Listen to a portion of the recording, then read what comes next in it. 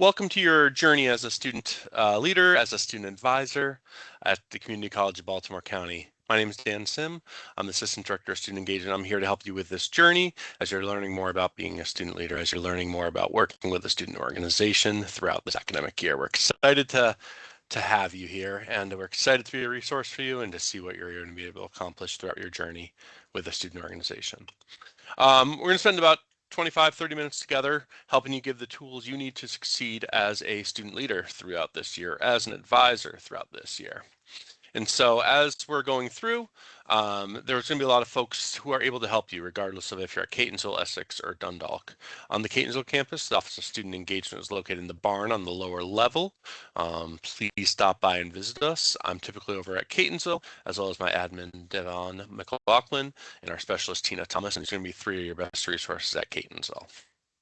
Over at Dundalk, the Office of Student Engagement is up in the Lloyd College Center, 2nd floor, room 204.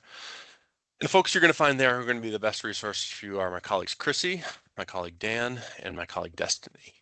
I'll be over there. And at Essex, the Office of Student Engagement is in the Romadka College Center, room 102. And my colleagues Crissy Hoffman and my colleagues Karen Jackson are going to be there as your best resources. Throughout this video, we'll be having a lot of time to chat about these resources, chat about the opportunities, but within the student organization, there are opportunities for student leadership, and that's hopefully one of the biggest reasons that you're engaged in this work, engaged in this opportunity. As a student leader, students have the opportunity to learn more about their communication styles, time management skills, event planning skills. These are things in the real world once students leave CCBC that employers are looking for. These are the skills that can be hard to develop through other means. And so treat this opportunity as a student organization leader, opportunity working with a student organization to expand your skills, expand your understanding of yourself, and expand your opportunity and your understanding of how to work better with other people. And so as we're starting this journey together, I invite you to take a minute and write it down. What do you want to learn? What do you want to gain from being a student leader? For advisors, what do you hope your students learn in these leadership roles? And so I encourage you to write it down somewhere, make a note, make an alarm on your phone if that's helpful. Come back to it in a month from now, in 2 months from now, and see if what you're hoping you get from being a student leader, working with a student organization, working with student leadership, if what you're getting from that group is what you hope to at the beginning. So we'll talk a little about how to be a student organization leader. How to run a student organization. And so we do encourage student leaders and advisors to meet at least once a month on a regular basis. For some groups, this happens every week. For some groups, it happens multiple times a week. It really depends on the ebb and flow of the student group, the availability of the student leaders and the advisors, and that shared calendar of when that is. We know our student leaders bring a lot of energy and perspective into this, and our advisors are there to help. And we hope these groups come together and you work collaboratively to work on what events you want to have for your club, plan out the meetings you're going to have, and figure out what's going to work best for you to make the group all you want it to be. We're going to talk a little bit more about policies and guidelines going forward. There is paperwork to do, like with everything in this world. We try to keep it at a minimum, but there are things that need to happen, so we're going to help you along the way with that.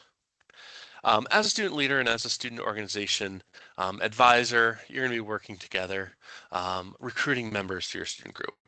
There's a lot of students here, a lot of ways to do that. We're going to talk about one of those most important ways in just a second. As a student leader, like I said, in those meetings with leaders and advisors, figure out what you want to accomplish as a student organization, what your goals are. What events do you want to run? How do you want to advertise those events? How do you want to get more people involved? Because the more people who are involved, the easier it is to make your goals happen. We also are going to talk about SGA a little bit later, so I'm not going to dwell on that too much right now. But one of the best ways to recruit new students to your student group is through the Connect Fest events. This is a large organization fair, a little carnival that runs at the beginning of each semester, beginning of September for the fall and beginning of February for the spring semester. These are some pictures from last year. Certainly we're not going to be outside at the beginning of February, but for the September dates, we hope to if the weather cooperates. But it's your opportunity to really recruit new members, promote events you've already planned, increase the involvement with the student group and the students who you're recruiting, and build awareness of what you are as a student organization. And so at the event, once you RSVP, and we'll talk about how to do that in a second, each organization is going to be given a table, a booth space. We're going to be giving a tablecloth to you, as well as a sign up with a QR code to help ensure that students know who you are and what you are throughout the events. And so from previous events, you see some of our student leaders recruiting for the group. You see a rock wall we had during the September events last year. And at these events, your student organization can create posters, trifolds, decorate your table. Ideally, we're hoping student organizations have something to make it visual. We'll give you, the sign-up sheets and the QR code to help facilitate the sign up for your group. We'll give you a tablecloth, but beyond that is up to you to make it the experience you want it to be. With 50 or 60 booths there, sometimes it's the nonverbals, the visuals that are drawing people over that make you stand out from everyone else. So think about how you want to advertise your group, how you want to display your group. You can give out small giveaways if you want. If you want to do that, make sure you get a budget request form in. We'll talk about how to do that in just a second. But it is an opportunity that you can give something away. If you have candy, people come over because most folks have a sweet tooth. It's really up to you to decide what that looks like. If you want to display pictures from past events, bring a laptop with a screen show, or if you want to wear some kind of themed outfit, something to stand out from the crowd to make your group exceptional. We also encourage student organizations to have some kind of interactive display, an interactive part, whether that's a raffle, whether that's a little quick game or a trivia question or a quick challenge that relates to what you're trying to accomplish as a student group. You can give away small prizes you want. You can have a board helping people to interact and how to write responses. It's, again, up to you, and we're happy to help you with those materials if you need that. Please be in touch with student engagement. If you're needing stuff printed, we're happy to do that. But please think about how you're going to promote your club. So if someone walks over, how are in 30 seconds, that's probably all the time you're going to have with them, how are you going to promote your group to the student entering, to the student that walks up to you? How are you going to promote your group? So think about that, because you're going to have to repeat this information probably several times as new students are coming up, and you're going to want to make it as enjoyable and as informative as possible in that 30 seconds, because attention spans can wane. And so to recruit folks, to get them to sign up, think about how you're going to promote yourselves. So we have these wonderful Connect Fest events during the fall 2026 semester. They'll be held Wednesday, September 9th at Catonsville, Thursday, 10th at Dundalk, Monday the 14th at Owings Mills, Tuesday the 15th at Essex. There's a sign-up sheet we need done a couple weeks in advance, and it will be emailed out. And I know you can't click this video you're watching right now, but it will be in the description of this video on the YouTube page, so please click that form to reserve your space at the Connect Fest events now.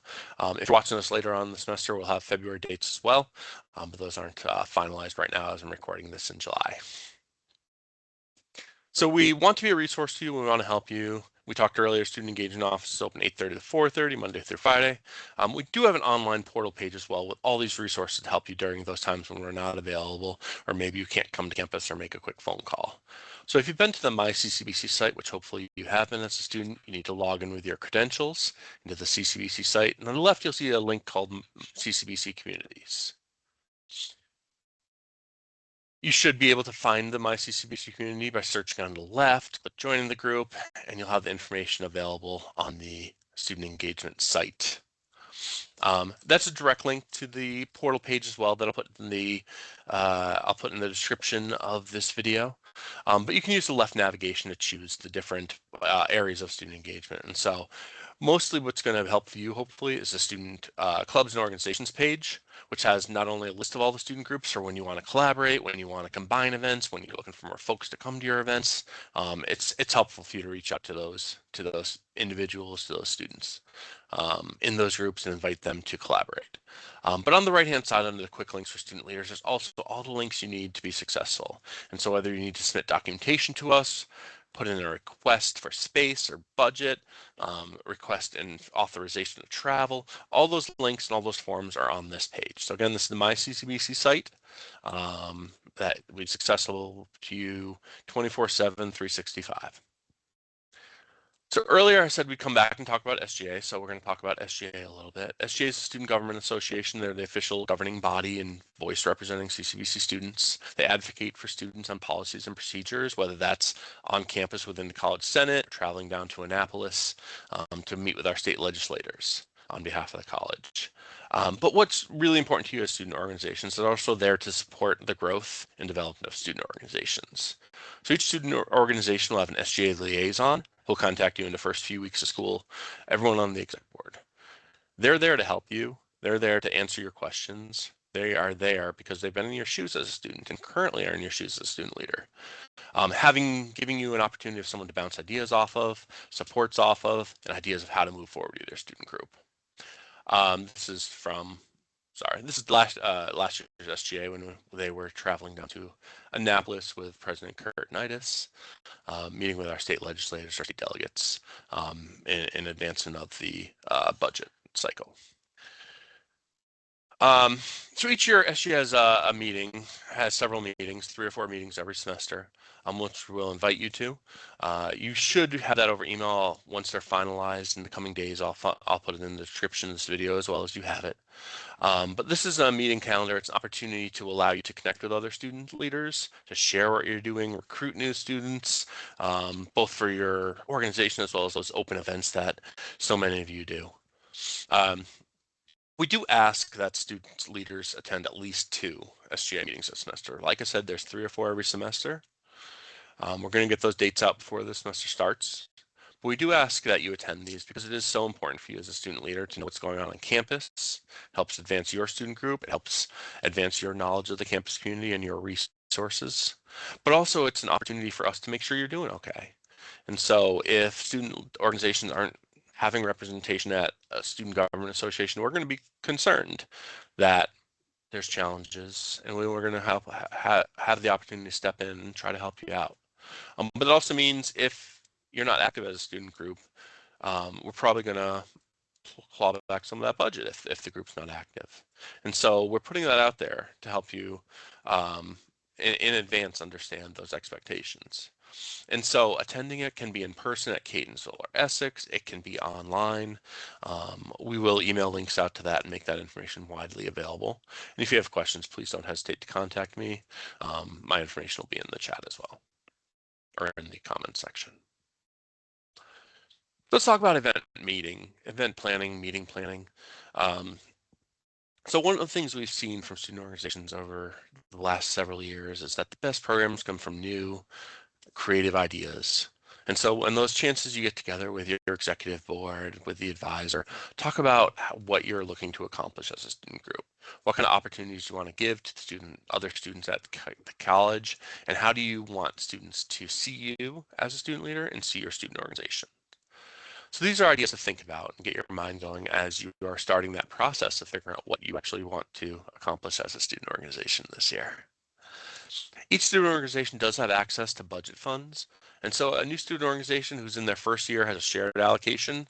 It's typically not that much because we know new groups are still struggling to get their feet underneath them, and we're going to do something to support them for sure. Returning student organizations do typically have a dedicated budget line.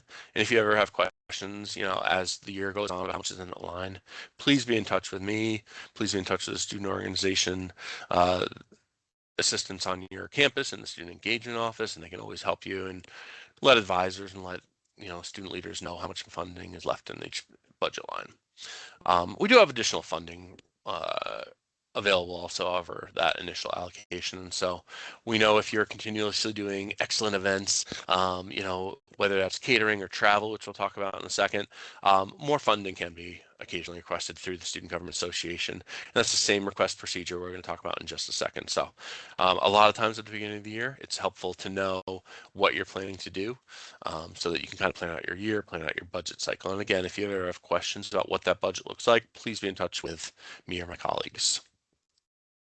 We're going to talk about the expenditure request form, but the most important thing we have for you is to tell you it needs to be submitted at least 2 weeks in advance.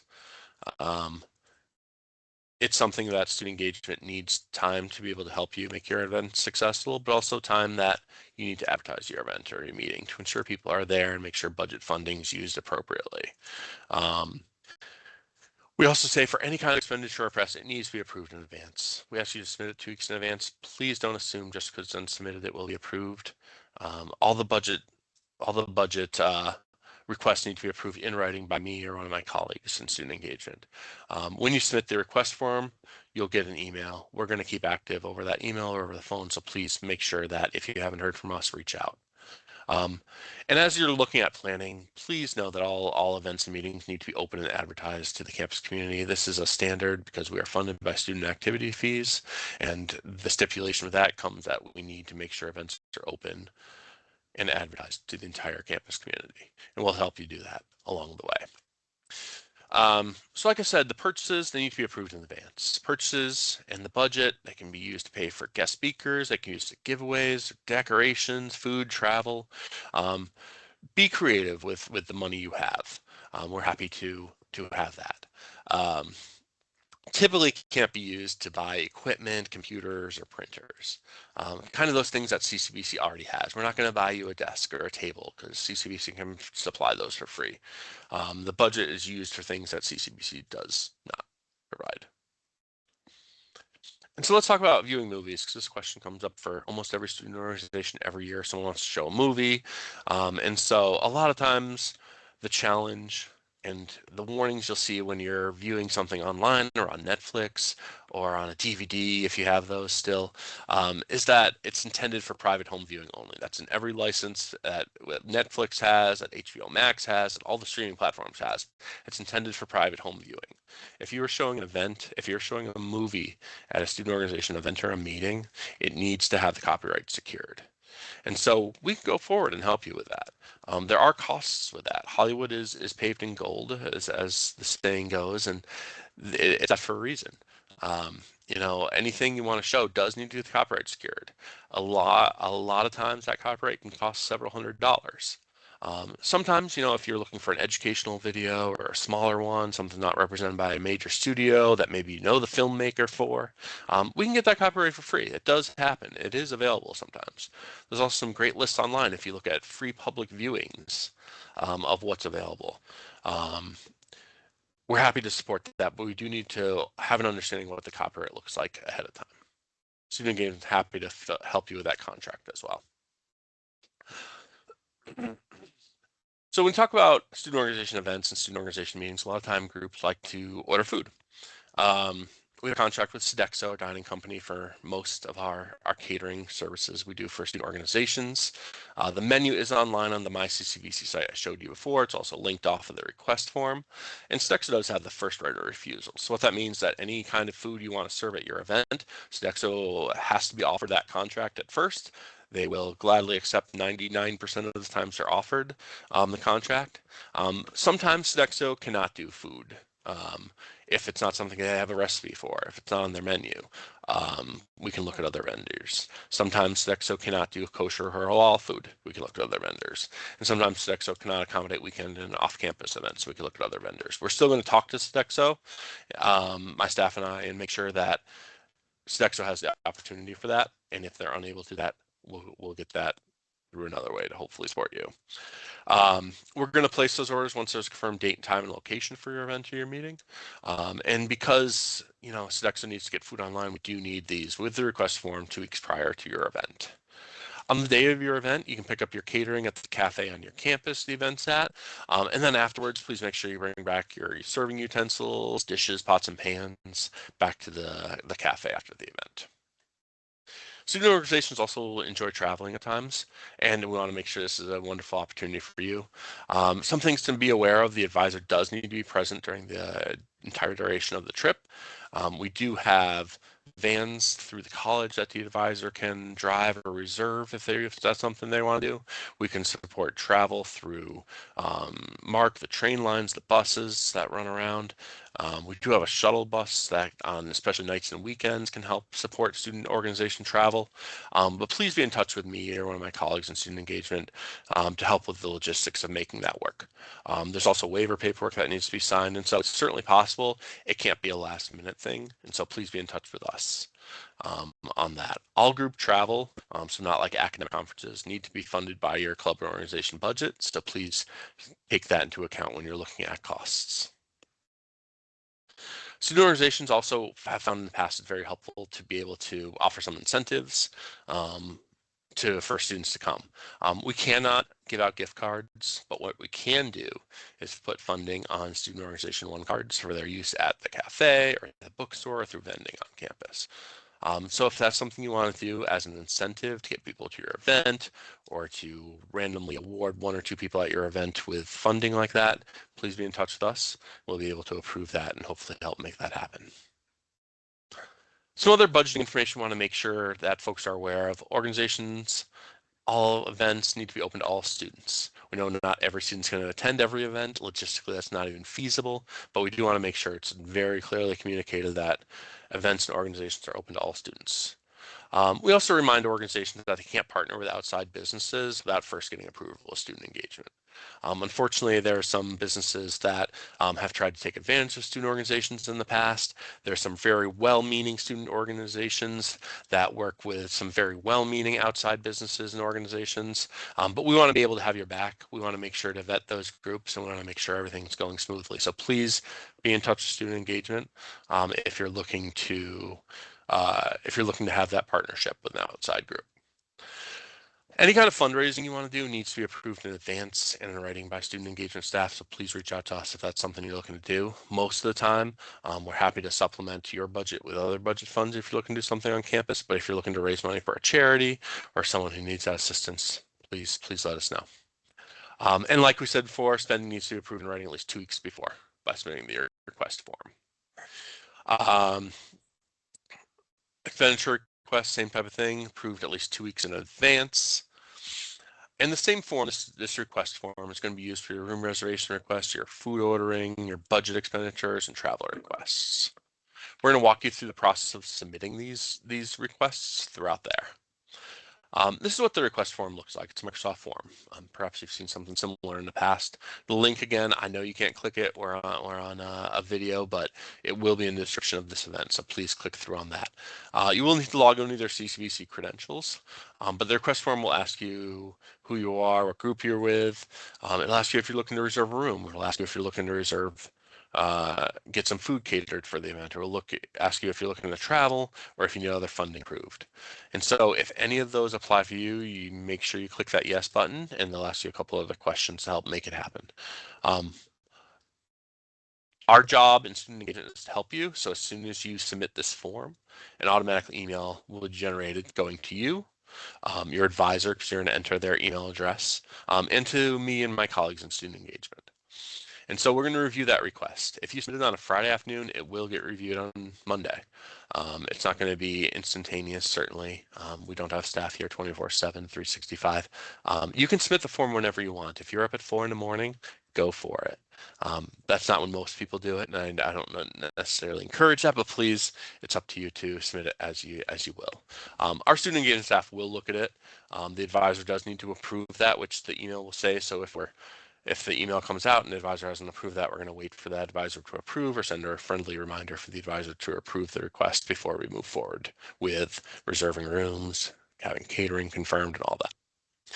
There's also a lot of purchasing options. And so if you are requesting funding and it's approved, there's a couple ways to pay that. And so we can either pay companies directly if you're looking to have like a speaker here and get a contract signed. Please don't sign anything. That is completely the purview of student engagement staff and CCBC staff to sign those documents. Do not sign any contracts agreeing to anything. Most purchasing we do is when student organizations have events, they want decorations, they want supplies for that event. Send us some Amazon links. We'll be happy to purchase that on our credit card and get those to campus for you, so you have that. If you're doing travel, if you've been approved, sometimes that reimbursement needs to happen. We do need itemized receipts with all purchases. So please make sure you go through and get those receipts. We'll be happy to reimburse you if it's pre-approved. We're also tax exempt. So we do have tax exempt forms. If you are looking to purchase and we are approving you for purchase, we will send you a tax exempt form, but we cannot reimburse for tax. So please be aware of that. But we do like to do a lot of purchasing ourselves to help take that onus off of you. A couple things to think about, so please come chat with us, and please give us more than 2 weeks of head time planning for major events, like if you're traveling somewhere, if you need to book your train tickets or get a bus reserved. If there's a lot of logistics or bigger events or expensive events, we want to make sure your events go well. And so, we have student groups that will submit events in September for an event they want to do in February. And that ensures everything runs smoothly. We know that's not always going to happen, and nor do we expect that to happen. But give us the time we need to help you be successful with your event, because it's also important to advertise the event, get people at your event or your meeting. Our job is to help you be successful, but it is your student organization. We're in the office 8:30 to 4:30, Monday through Friday. Please stop by, talk to one of our staff members how we can help you. And if we're not available when you come by, make an appointment, drop us an email. We'll find a time to make it work and help you work through the logistics, the challenges of the event, to make sure it is successful. One of the most biggest parts of the event is to publicize events. So it's up to you to come up with our visuals you want for the event. If you want flyers posted on campus, I know a lot of student organizations these days are using Canva and other online tools to help generate flyers, to help generate publicity for different events. Once you have all that done, we have a form, and again, link will be in the comments, of how you want us to help assist you with the publicity. So please upload it to this. We're happy to post them around campus. We're happy to put it in our weekly email that goes out every Friday afternoon. We're happy to text it out to students, post on social media. So we hope to have you upload there. And again, the link will be in the comments. For anything that is print and posted around campus, please make sure that this will this file is also there. The link to this file will be in the comments as well. But this does help ensure that postings around campus are legitimate. So please ensure that's included in your printed publicity. So there's a couple of things we need each student group to do if you are viewing this as the year's beginning, before your group can become official. We know, if you're a group over the summer, things change, executive boards change, memberships change. So by October 1st, we ask for each group to kind of do the following. If you're viewing this after October 1st, that's fine too. The sooner you can do it, the better. But to keep your budget active, to keep your organization recognized as an organization at CCBC, we ask you to let us know who's in your group, your organization membership. We ask you to let us know who's in the executive board, who's in charge, which students. We ask you to let us know who the advisor is going to be, the advisor agreement, and then this online training that you're watching right now is this last step. Links to all these will be in the comments of this video as well to make sure that it's done. And so once that's done, that will help you have access to able to reserve rooms on campus in order to have access to budget funding. And until that time, we'll give you some minimal startup stuff to help make that happen. The biggest thing that we want to make sure is that if we can help, please let us know. This is your student organization. We want you to have a successful year. We want you to have a great year, but there's always going to be stuff happening. So please be in touch with us. Stop by our office, Catonsville, Dundalk, Essex. Be in touch over email. We want to make sure this year is all it can be for you and all it can be for your student organization. So please, we're excited to work with you, and we're excited for all that we know you're going to accomplish this year. So if you have any questions, our contact information is in the description of this video, and please be in touch and have a great day. Bye-bye.